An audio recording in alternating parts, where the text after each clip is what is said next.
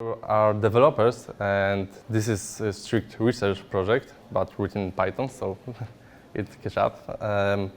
I hope you don't mind some math in presentation, so let's begin. All right. Two things about me. I'm working at a sales intelligence company based in Poland. I'm the data scientist at work, and also data scientist after work too. So that's enough about me. Let's switch to the meritum. So, all right, let's start with what we will cover today. First thing I want to talk about is to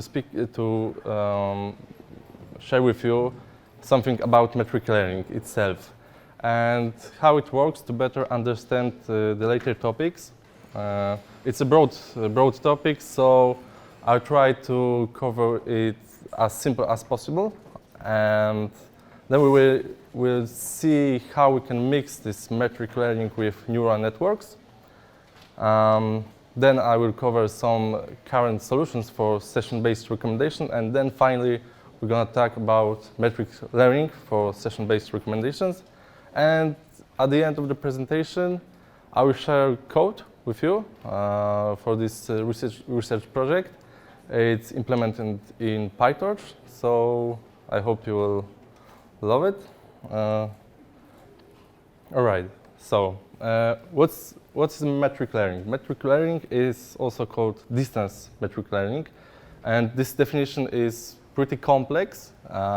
It's a machine learning approach that adapts real valued metric function to which decrease distance between similar data points. In simple words, I know it can sound complicated, but in the simple words, this is a method that can help machine learning algorithms achieve better results. For example, we have a function with some parameters that embeds our data, and metric learning can compute these parameters, so in the end, similar data points are near each other. Some examples of algorithms. Someone who worked in data science or learned something about it, I'm sure they heard about dimensionality reduction. It's a PCA algorithm. It's a metric learning algorithm. Or in can-US neighbors, we have algorithm called neighborhood component analysis. It's also this distance metric learning algorithm. Some graphical example. All right, so we have, in this example, we have 2 points, and our goal is to classify these points.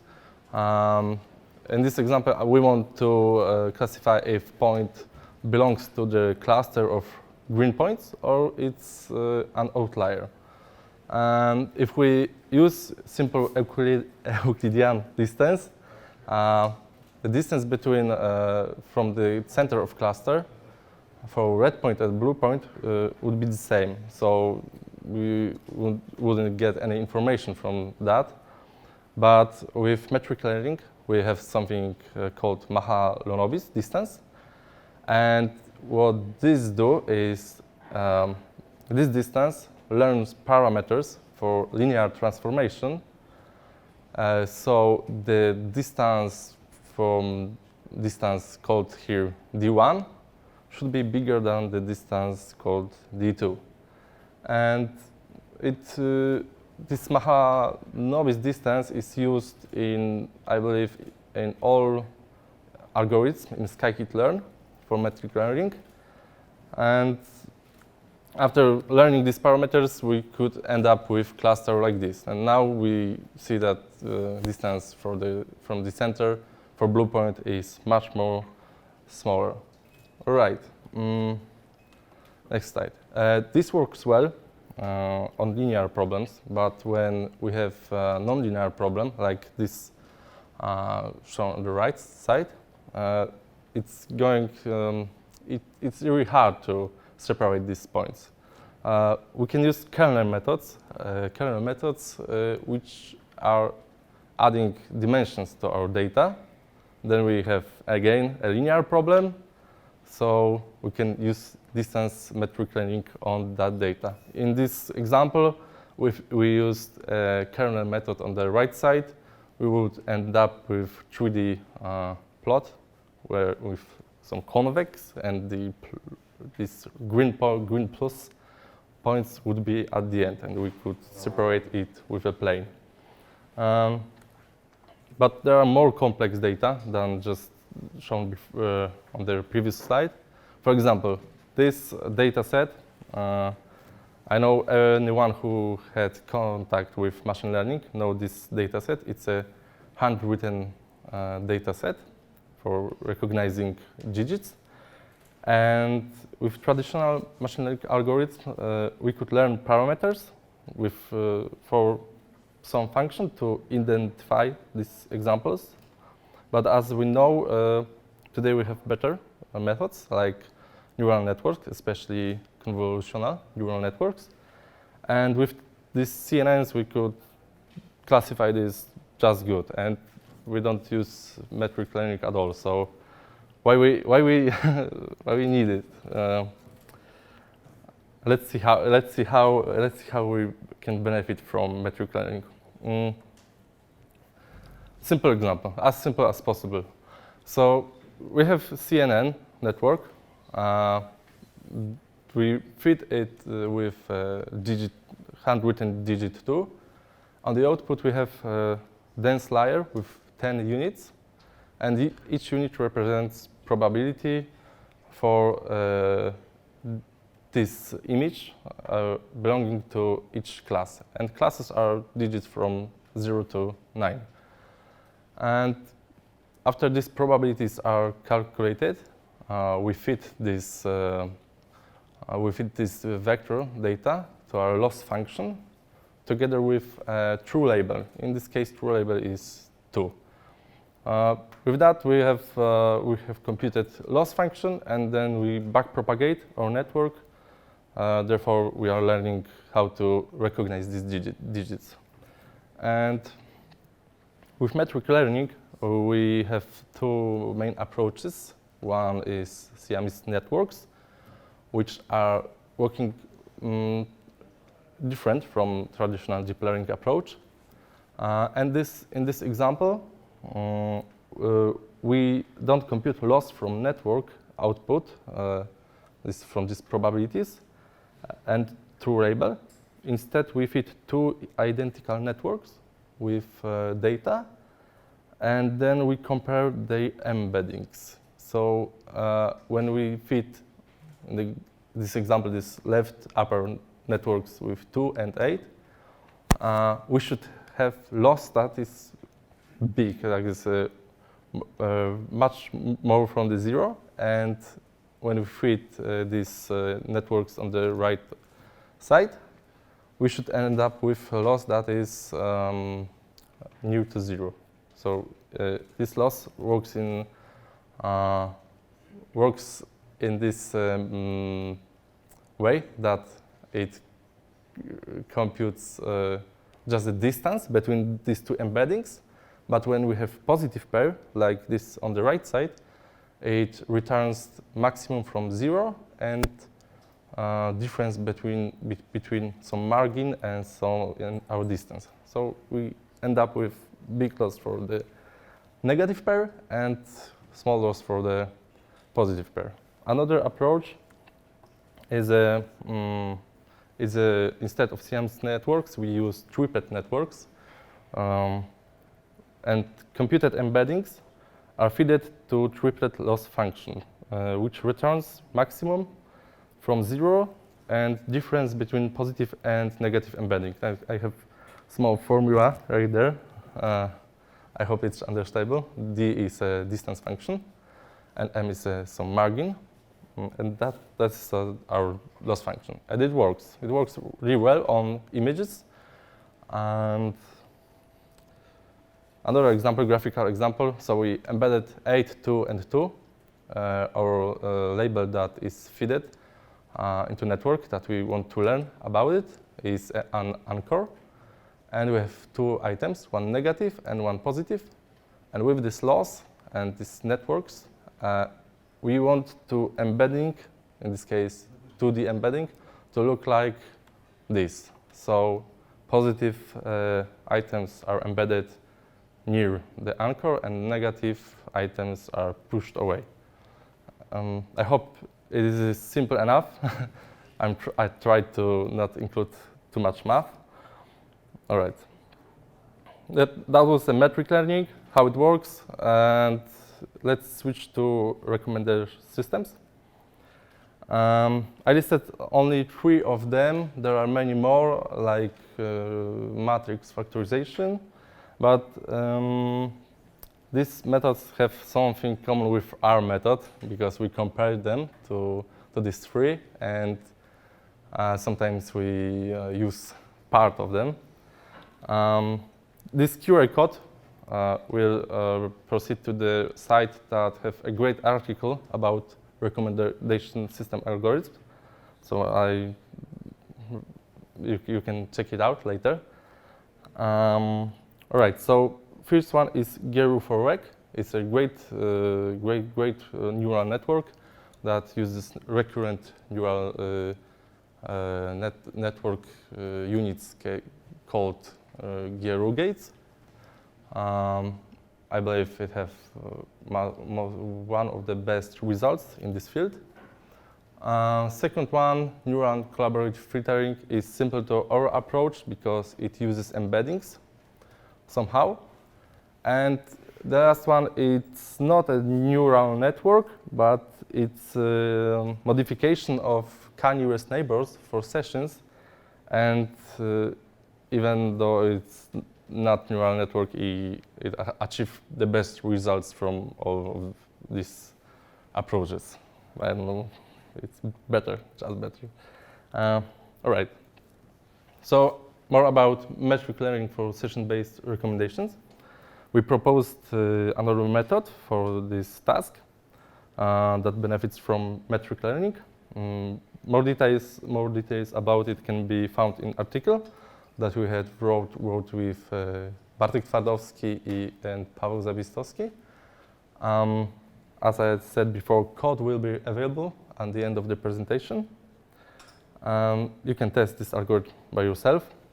Implementation is written in PyTorch.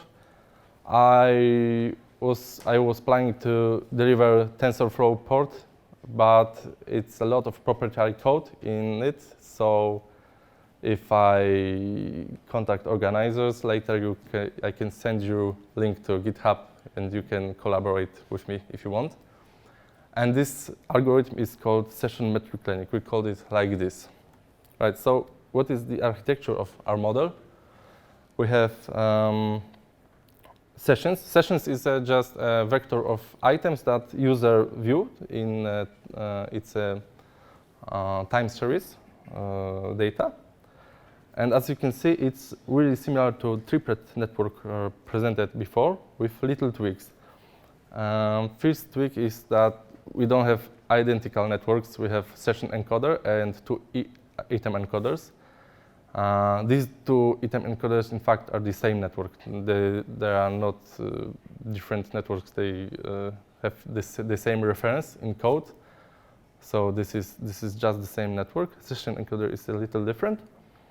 And in this architecture, item encoders are simple networks that have only embeddings for items, and we tweaked only session encoder.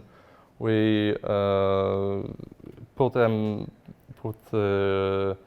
into session encoder some more complex architecture. And how it works. We fit our network with a positive item. This is the item that should occur next in the session. For example, I viewed some cars, for example, and the next thing I watched is a motorcycle, and this motorcycle is in this positive item. Session is all the cars I view, and negative item is some, I don't know, some boat, something else that I didn't want to see and I didn't watch at all.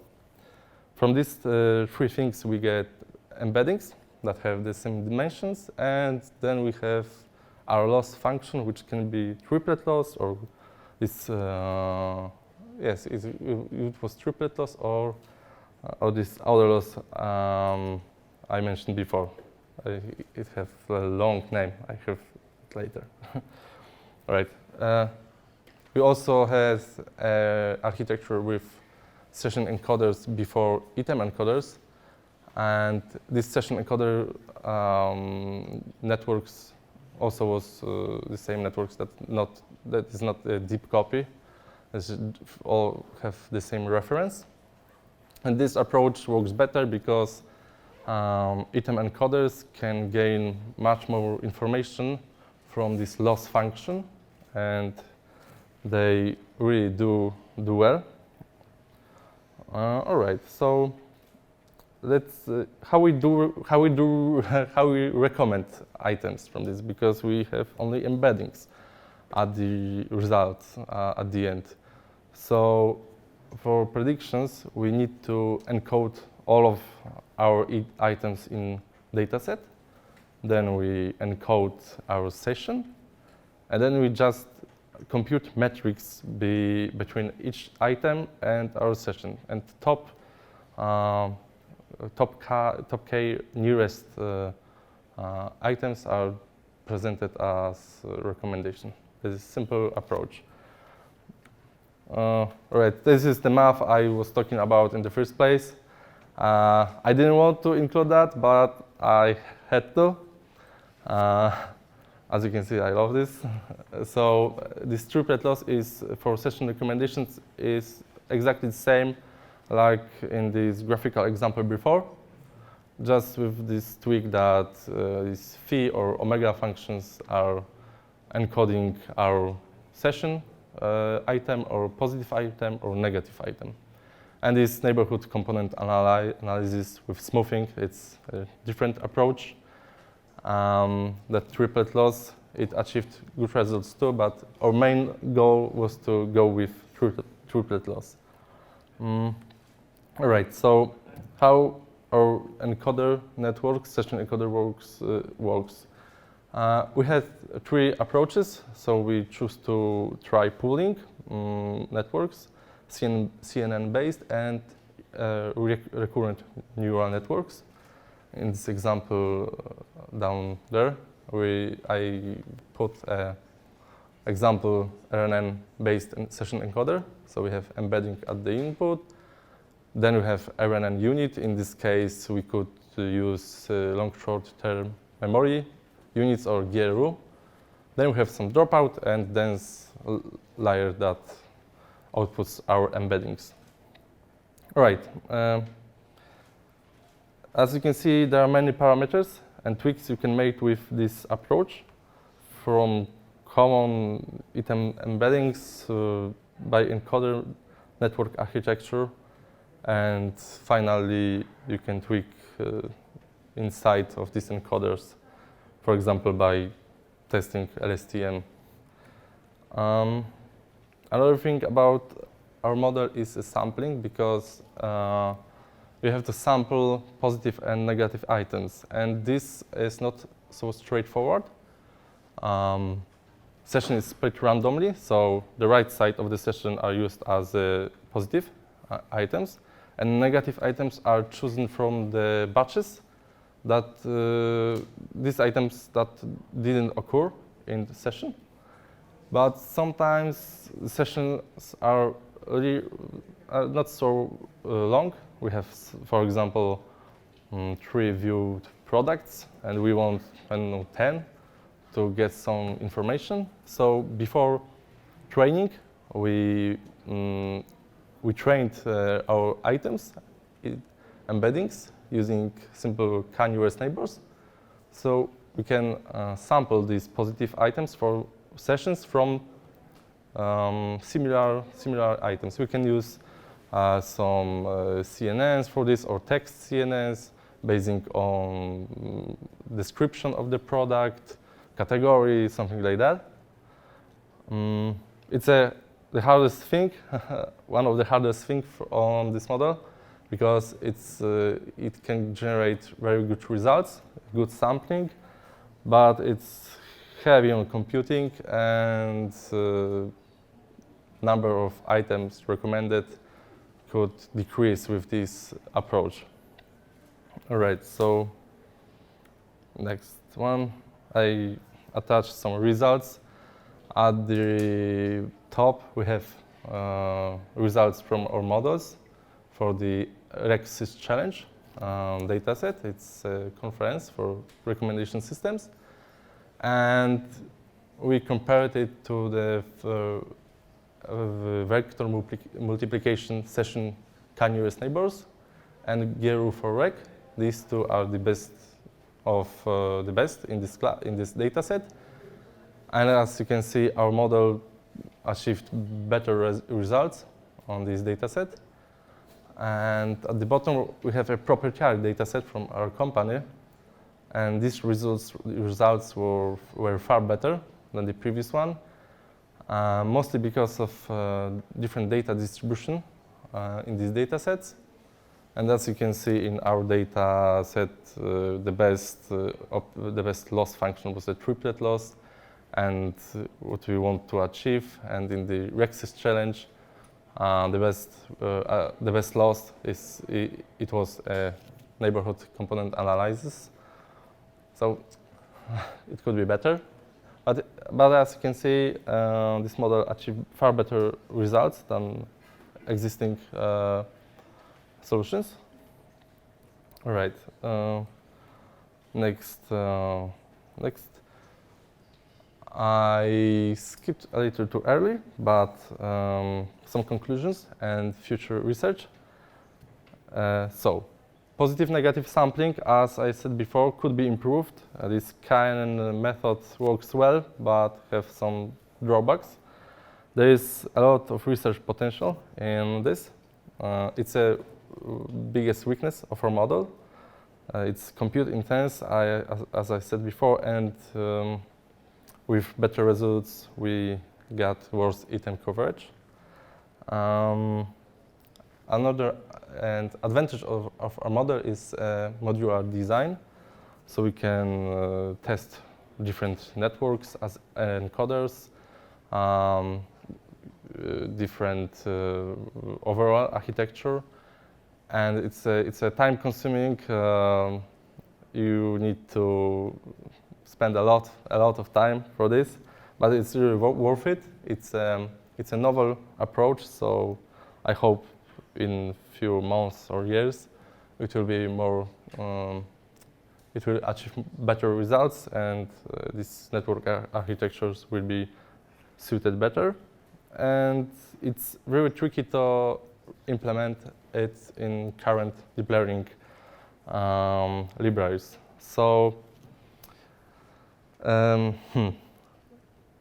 it uses metric learning, and most popular deep learning frameworks like PyTorch or TensorFlow doesn't support it yet.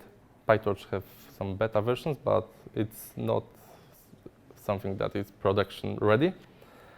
And problem is not with implementing model as it is, but problem is to put it into production. So when we have ML operations frameworks like TensorFlow extended, it just doesn't suit it well.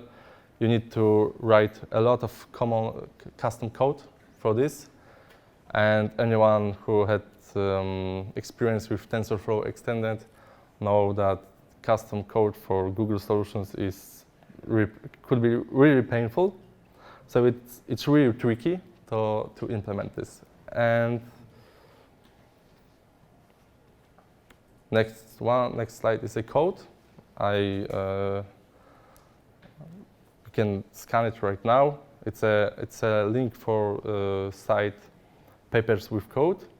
There you can find this article. Also, you can find PyTorch implementation for this model. And now, I believe we have a few minutes for questions. If you can. Thanks.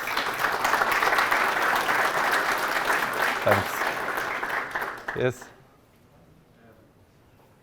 you mentioned something, but I didn't really get. Could you explain kind of the intuition of how the relevant negative examples are selected in these triplet networks? You select All right, so we. Sorry, can you repeat the question after? Okay. So how we sample negative and positive examples? Yes. It's more about negative ones. Negative ones. So that All right. So we are batching data set, and idea is to select them from all the data set minus minus this session. So for example, if I watched items 1, 2, 3, and the whole data set contains items from 1 to 5, I just choose it from 4 and 5, items that doesn't occur in my session. And we have this data set that we choose from are smaller in our example because we choose from batch.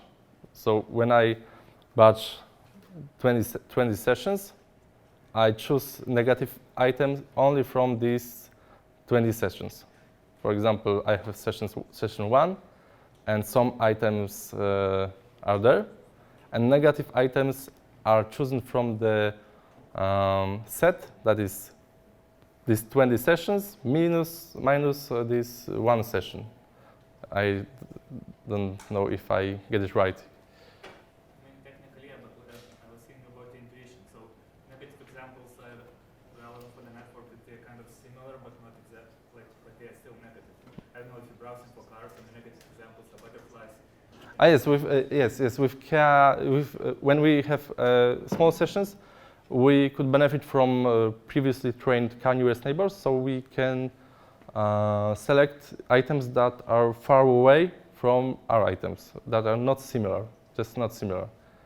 Like positive ones we choose from similar ones, and negative ones are chosen from not similar ones. Yes? So I have a question about the same topic. Basically, out of, let's say if you have a batch of 20 sessions, you select one and then you select the negative samples from 19. So you just randomly select them, or? Without using k-nearest neighbors, yes. We select randomly from the rest of the sessions. In this, with condition that any of items in these 19 sessions didn't occur in the first one. And how many you select negative? I mean, do you have proportional, let's say 3 positive, 3 negative, or? It's the same amount. So we have a session of length 5, for example. Then we choose the same amount of positive and negative items. We can choose more or less because it's, at the end we have the embedding with some dimensions, but length of positive and negative should be the same. No more questions? So I have one thing to do. I have this little guy right there, and I don't know who could get it. 2 persons ask questions, so which of you are more interested in some IoT stuff? Maybe we have a competition, or I don't know how to choose. I already have a bunch to maybe. You already have. So, you want it? Yes. Give it to kids now. Thanks again. Hope you liked it.